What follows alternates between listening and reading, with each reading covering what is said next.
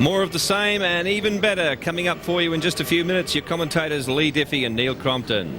10 laps today for the third race of the Qantas V8 Supercars. We had a 10-lapper Friday, 19 laps yesterday, and that was the outcome. As you just heard Kylie explain, the two Team BOC Falcons, John Bowe, Brad Jones on the front row. Greg. More than a bit of spring in Brad Jones' step, I can tell you, Lee. I've just walked off the grid, very excited after yesterday. And they're actually toying with a few things in that car today in preparation for the Clipsal 500. Brad's running the full cooling system. Also, too, the 51 car. Expect Greg Murphy to pit very early in this race. They are also treating this third and final one as a full test in preparation for the Clipsal 500. They're going to effect some changes to that car, send Murphy out again, and then make an assessment on the reaction. It has been an eventful weekend for the V8s, and there have been damaged cars. There are teams that have an extra workload in the next fortnight as they prepare for the Clipsal 500. Warm-up lap underway, and boy, is there an air of excitement and satisfaction in Brad Jones Racing for Team BOC after their brilliant 1-2 yesterday. If you missed the race, we do have to say once again, they were on slicks while everyone else was on dries, but nonetheless, a terrific performance. He rang me twice last night to tell me how good he was at tossing the coin. You know, but in fairness, motor racing can have its tough times, and you take them any which way. And they made the brave call. They had not much to lose from it, and there's Greg Murphy in car number 51 at the back. And as you heard Greg say, they'll use this opportunity to do some testing and assessing of that vehicle in preparation for the opening round of the V8 Supercar Championship for 2005. Clipsal 500 in Adelaide. John Bowe will lead the field. A little reverse of colours across those cars if you're having trouble identifying cars 12 and 21. Red bonnet for John Bowe, white bonnet for Brad Jones. There's Mark Scaife. He'll be quick. So too Marcus Ambrose. Didn't they do a great job yesterday nursing wet weather tyres in tough conditions? Here is how they will line up on the Talon Tough Tools scoreboard. John Bowe, Brad Jones, Mark Scaife, Marcus Ambrose. The first two rows of the grid race 3 of the Supercars. Take a look back to Russell Ingall and Craig Lowndes. Craig was a super mover in the pack yesterday. Will his 888 Falcon allow him to go right to the front? We'll find out. Bright and Jamie Whincup. Great to see some fresh names up there. He and Will Davison were the two standouts yesterday. Steve Ellery and Rick Kelly, who worked his way through traffic nicely yesterday. Bargwanna, who was in the wars in the original race, had a good day yesterday. Yeah, good recovery for him because he was in terrible trouble after the first race, and to end up in 12th placing is a very strong performance. Looking further down the order, Greg Ritter with Ford Performance Racing for 2005. Disappointment for Cameron McConville after qualifying so well and looking like he was in good shape this weekend. He'll be down in 20th. Glenn Seaton in his first weekend, the new team, the Queensland-based West Point Racing, formerly Dick Johnson Racing. Of course, it's still the same organisation. And Stephen Richards, who was the fastest in the very first session this weekend and has been at the front, has his work cut out for him today. And it has not been a satisfactory debut for young Andy Jones. Not his fault. He's just been in the wrong place at the wrong time. Darryl. Paul Wheel's car is out of this race today, Lee. They spent till 2 o'clock this morning working on that car, stripping everything off it, and it was at Den Car at 8 o'clock this morning to try and get it ready for Adelaide. That's the kind of work we're talking about. Unnecessary work that some of the teams have had to go through in their lead up to the Clipsal 500 in just 2 weeks' time. Darryl made mention of Den Car there before, and those guys are responsible for a lot of the shell construction, the body shell construction. They've been very well known and very successful at that business for a long time, and so they've got a jig there. They crunch out the cars for Holden Motorsport and Holden Racing Team and the affiliated teams. And that car, they've actually been in the wars a little bit in that organisation in the recent past, and that car's in good hands. They need to focus now on Clipsal, so that's who Den Car are, if you're wondering what that reference was. One of the new cars you may have seen just go through shop was the Autobahn car for Alex Davison, part of Perkins Engineering. And he and his brother, a welcome part of the V8 Supercars. And again, just confirming this is a non-championship race, as it traditionally is. No points, no championship points. That all kicks off in 2 weeks' time. You can see that live right here on your home of Motorsport Network 10. It's always an eagerly anticipated event, the Clipsal 500 in Adelaide, on the brilliant street circuit. If you're anywhere off the first few rows in this race, Lee, it's a bit punishing on day 3, race 3, because there's not a lot to be gained in this relatively short race over a long lap, and there's a lot to lose if you damage your car. Having said that, very rarely do you come away from here without a lot of damage and a lot of aggravation, because once the lights go out and the racing commences, the racer gene kicks in with these guys, and away they go. Not a championship round, but still a serious motor race, Greg.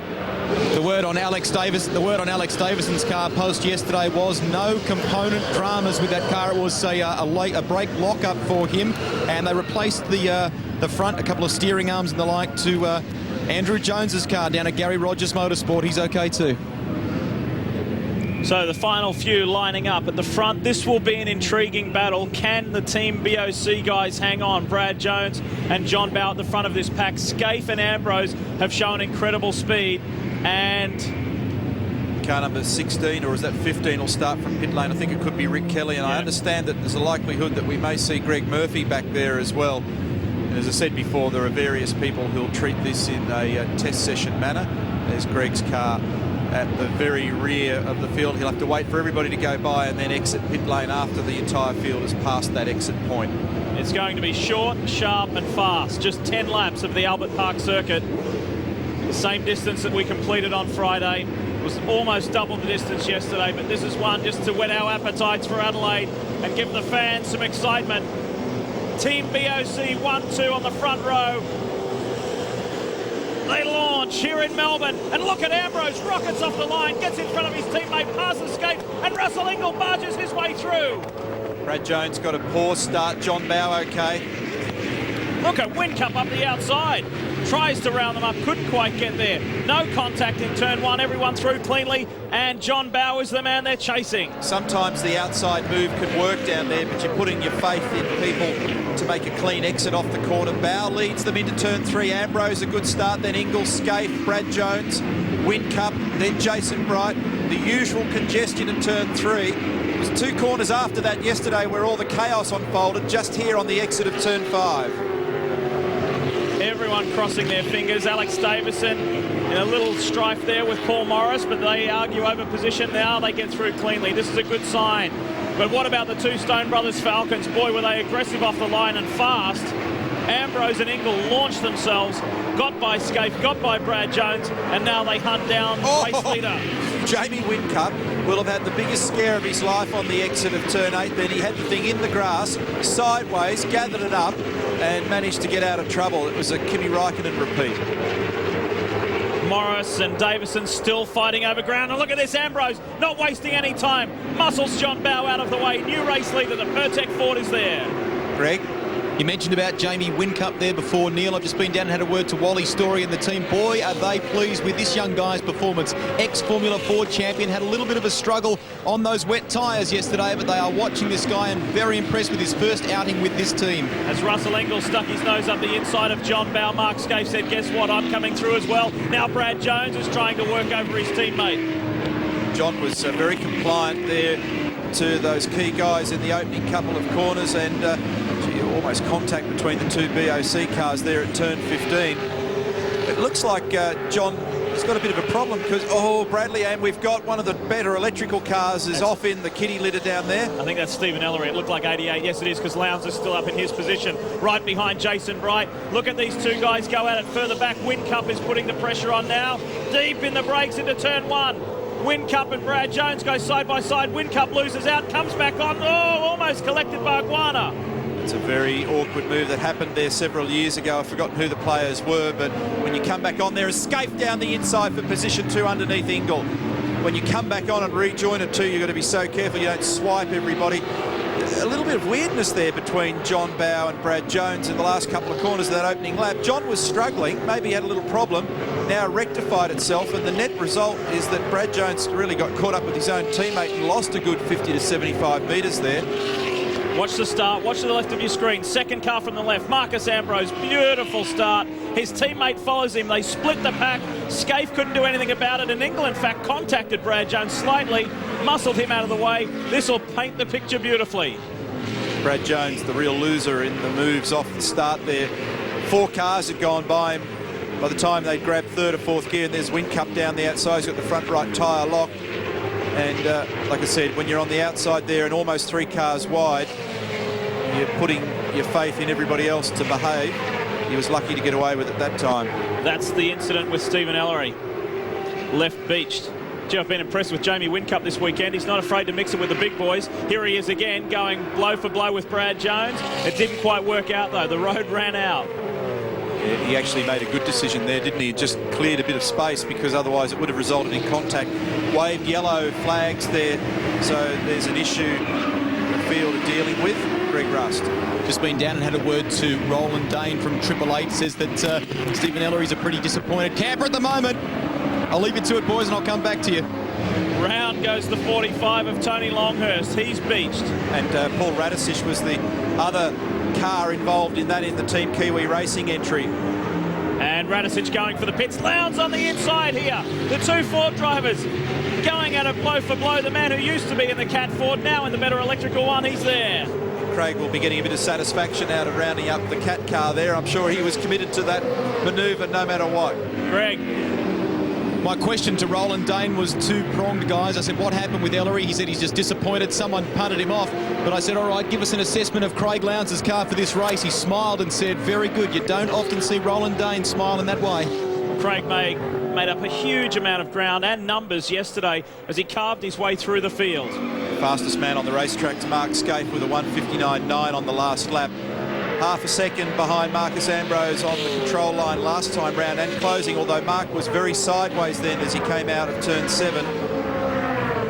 Well, for the Red Army here in Australia, the fans of the Holden Racing team, they'll be relieved to see this. This is Lowndes on your left versus Jason Wright on your right. Righty tried to fire him into the pit lane down there, and Craig ultimately ended up far enough along, and Jason wisely just yielded.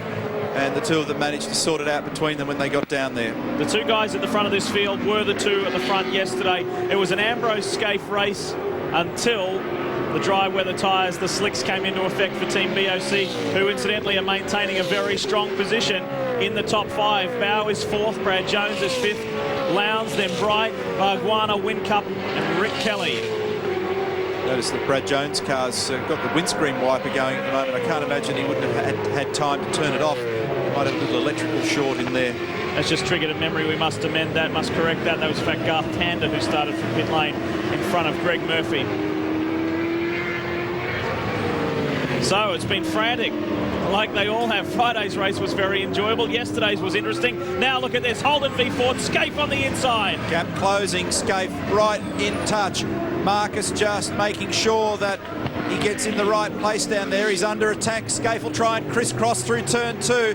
It might ideally position him. It does. Good move, Mark Scaife. The 2 of them side by side. Beautiful racing, and that engagement there has allowed Russell Ingall to come into this as well. It slowed Scaife and Ambrose up a little. The enforcer has arrived on the scene. There's extra support from Stone Brothers Racing, but can they go with Scaife? It's unlikely. He has been fast. Greg.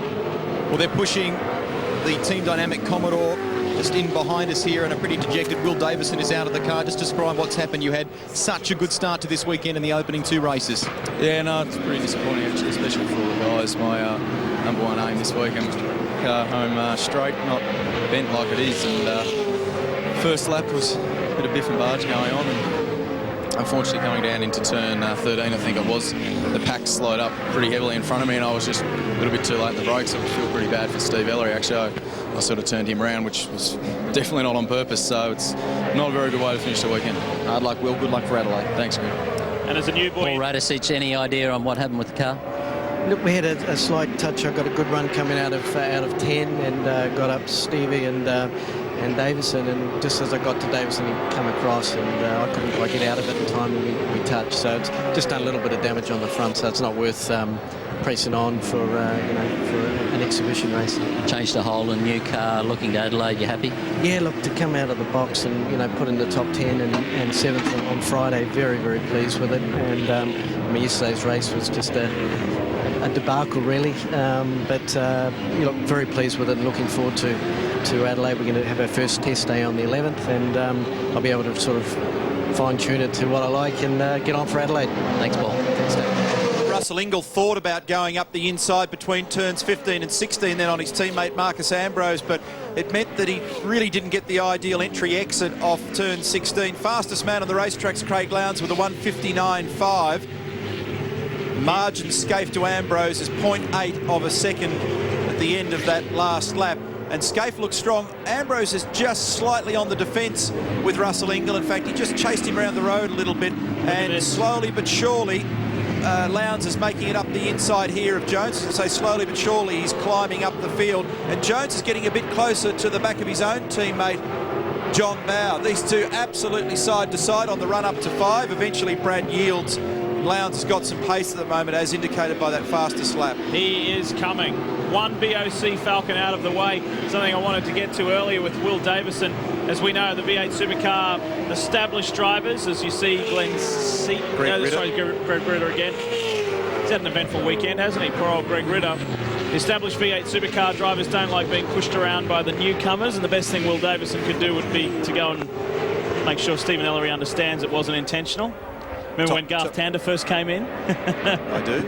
The top marks, though, for Will Davison putting his hand up saying, oh, look, I outbraked myself and I feel bad for Steve Ellery. He'll still, even if you admit guilt, you'll still have to front the stewards. Sometimes there'll be penalties issued. Jason Bright sliding his car through turn 12 there, so perhaps still not with the ideal car setup for the Cat car. Scaife still in control. Margin seesawing a little bit. Ambrose went through a phase where he looked a bit vulnerable. He's settled down. Perhaps he's trimmed the anti-roll bars in the car, or the tyre pressures have normalised, or perhaps made an alteration with brake bias. Whatever it may be, he's just settled down a little bit now. We go back to this vigorous battle here between Jason Bargwanna in the Orcon entry and Jamie Whincup in the Tasman Motorsport Dodo Internet entry. Greg. Rob Starr from HRT has got a wry little smile on his face at the moment. He said it was a pretty pumped up Mark Scaife that got in that car this morning. They went back to the dry setup that they had for Friday, which they said worked well, but they've just finessed it. I think you may find, Neil, they may have just softened that car up a fraction, and boy, it's working well for Mark at the moment. His last lap time was a 59.7, Ambrose a 9.5, and Marcus set the new fastest lap on the race on that lap, lap 5, 59.52.18. Jason Bargwanna defending from Jamie Whincup. Bargwanna was very satisfied with his season last year. He was the second best Ford driver in the championship behind Marcus Ambrose. Of course, Ambrose the champion. Bargwanna finished 8th and was pleased with that, looking to go on with it in 2005. And he, like Lowndes, fought his way back from a long way back in the pack in race 2. Now he has his hands full with another new name on the scene. Of course, Whincup, we know he's been around for a few years, but we look forward to seeing what he's got in the 2005 V8 Supercar Championship Series. It's an important time for him in his career because he didn't have a good run with Gary Rogers Motorsport when he was there. He battled, and sometimes when you come out the other side of those things and you've hardened up a notch or two and another opportunity comes your way, you don't miss the break. That appears to be the situation. I mentioned at the start of the race that it was difficult to see from the angle whether it was cars 15 or 16 starting from pit lane. Clearly Rick Kelly's out there at the moment, so that was Garth Tander, as you mentioned before, Lee. It started from the pit lane just in front of Greg Murphy. Lowndes has left Jones and he's eating into John Bowe. We'll see how that shapes up in a moment. Whincup relentless on Bargwanna here. It's still Scaife with about half a second over Marcus Ambrose, and Ingall right with his teammate. That's the top 3. Then Bowe, Lowndes, Jones, Bright, Bargwanna, Whincup, Kelly. These 3 we've been looking at. Behind them, it's the second Orcon Falcon. Mark Larkham, the team principal, will be very pleased with that performance. And then it's Jason Richards, Glenn Seaton, Stevie Richards and Cam McConville rounding out the top 15. And here is Lowndes now, the better electrical 888 Falcon, right with John Bowe. Mark Scaife margin to Marcus Ambrose, 0.8 of a second on the last lap. And he was 2/10 quicker than Marcus, so it was a 59.6 for Scaife, a 59.8 for Marcus, 59.6 also for Russell Ingall, so his pace remains good. Here's Lowndes. It was a 2-minute 0.5 lap for Craig in 5th position, ahead of Brad Jones, behind John Bowe. There they are. Jason Bright next in the queue, and then a decent margin back to Jason Bargwanna and Jamie Whincup. And a change for position here. Stephen Richards battling with Glenn Seaton. Positions 12, 13, 14 is Cam McConville. Yeah, McConville looking for a way through on Glenn Seaton. He's right on the back of the West Point Ford. and it's a blue oval race at the moment. 7 of the top 10 are Fords. The one that counts is the race leader, and that's a Holden for the Holden Racing Team, Mark Scaife. McConville, who qualified in the top 10, good performance, finished in the top 10 in the first race, ran off in the second, and it's been hard work ever since. Greg. Paul Forgy, the number 1 man on car 1 for Marcus Ambrose, is not giving away too much at the moment. I said, is Marcus just going to hover there and have a crack at Mark Scaife towards the end of this race? He said, I'm not saying anything right now. They were stuck together yesterday, weren't they? Right to the end. Not much between those cars or drivers, and we know that. We've seen it in the past. Is there a position change up for grabs here? Whincup thinks about it, puts the car into clean air, but by doing so moves off the ideal race line, but it does look like he's got a little bit of pace. There's been a lot of change in the off-season for the V8 Supercars, whether it be rules with drivers, with teams, sponsors, etc. And we will bring you right up to date and in-depth in a fortnight's time when we go to Adelaide for the first round of the championship. The Clipsal 500. Craig Lowndes intensifies the pressure now on John Bowe. Next lap, Bowe may fall to Craig Lowndes. He continues to push. This will be so refreshing for Lowndes just to feel that he's got a car now that he can challenge with, and he's doing that to John Bowe. It's refreshing to fight for positions. He's fighting for a spot in the top 4, and he's got it. It was pretty easy, and John just left the gate wide open for him. Didn't argue about it. Knows that right at the moment in car number 12 he doesn't really have the car to fight with, so he left room for Craig, who just nipped up the inside with ease. He now goes to 4th position, so it's Scaife, Ambrose, Ingle, Lowndes, Bowe, Jones, Bright, Bargwanna, Whincup and Winterbottom. That's your top 10. Jason and Stephen Richards are 11th and 12th. Then Glenn Seaton, Cam McConville, Matthew White, Andrew Jones is 16, Tander, Davison, Morris, Kelly. That's the top 20. Greg, what do you have? Rick Kelly's car has come into the lane, one of the HSV dealer team Commodores, and this was not expected. This is not a testing scenario for Rick. This is an unexpected overheating scenario with car 15. I'll come back when I've got more. And as you can see, Jason Bargwanna has lost the battle there with Jamie Whincup, and there's a report that fluid is coming from the back of the Orcon Falcon. Actually, I beg your pardon, communication mistake there on my part there. Liquid from the back of the Kelly car. And there's Rick already out of the cockpit. Doing these races, Neil, is it good? Although it's not championship points, it's a bit of fun. It's good to clean the cobwebs out over the season. We'll get back to that thought in a moment as we hear more from Greg. Well, this was the car, you may recall, that was involved in that big accident at Bathurst with Jason Plato and John Cleland. It's taken a bit of finessing this weekend, getting it back on track, hasn't it, Rick? Yeah, we haven't had as many laps as we'd like. Just run a little bit warm, so we thought we'd bring it in and have the day off. Did it give you any warning? What prompted it to overheat, do you think?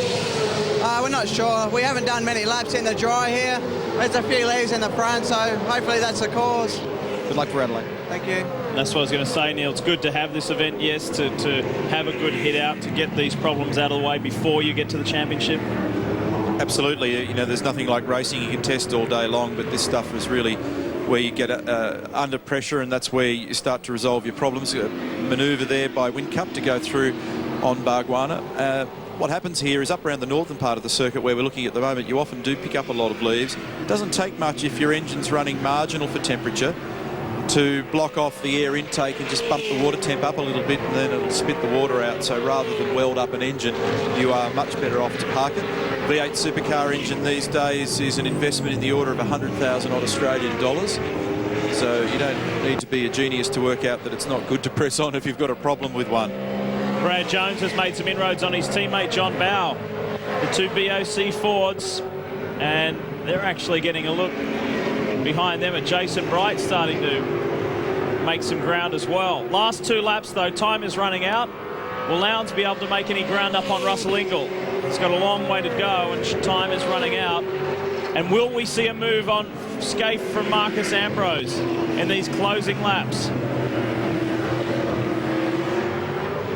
There's Lowndes. Roland Dane, the team principal for the Better Electrical team, will be pleased with this hit out today, although that one of the drivers, Stephen Ellery's ended up. Mate. Last lap, have a drink. Mark Scaife's radio, and really they've been very settled in these last couple of laps. Just watching their times, Ambrose ever so slightly slower than Scaife and Ingle, but not a lot in it. Mark's got a margin. We're on the last lap, as you can see, and really it's all over unless he makes an unusual mistake. Scaife, Ambrose, Ingle, Lowndes, Bow, Jones, Bright. There's the order for Vodafone. And you asked the question, Lee, about the value and what you can learn out of this. You probably don't learn an awful lot that can be transferred with setup necessarily, but you do get an important racing hit out. It gets the team glued back together, focused on the business of racing, and not so much workshop focus as has been in the last few months, and certainly a valuable lesson, if you like, in preparation for the opening round of the championship. It's a long and complicated championship this year, particularly from a logistics standpoint, with the cars, teams darting from one side of the country to the other and overseas on a couple of occasions.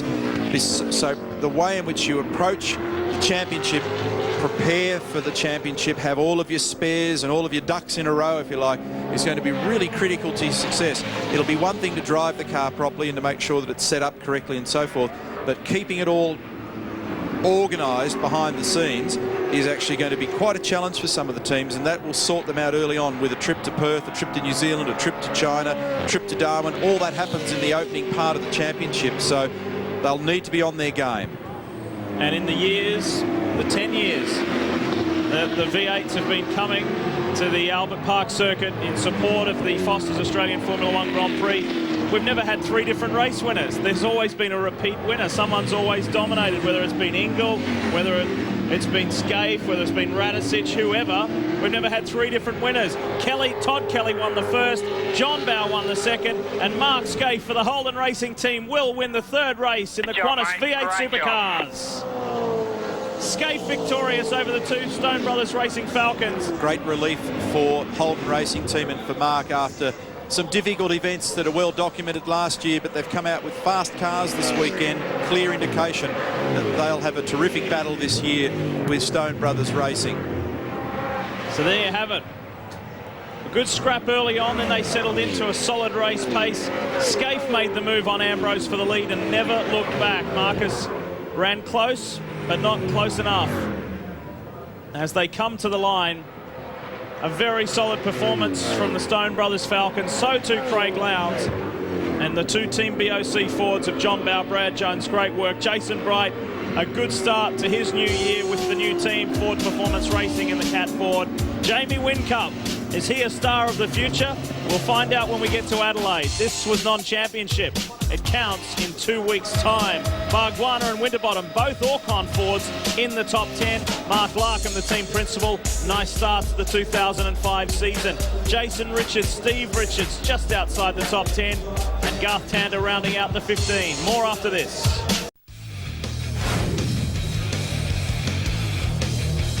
Three races, 3 different winners in the Qantas V8 Supercars Spectacular, and as a form guide to the rest of the season, some interesting trends there. Craig Lowndes showing some pace in his new team. Jamie Whincup, as Lee pointed out, very impressive. The Dodo team, Team Kiwi and Super Cheap seem to have their acts together, but who knows? Greg Rust is with the man who won the final race, Mark Scaife. Billy, I guess one of the trends that's come out of it is that the red team, Holden Racing team, are strong. That's a great way to start the year, Mark. Well done. Well, look, we've been back all weekend with that Rusty.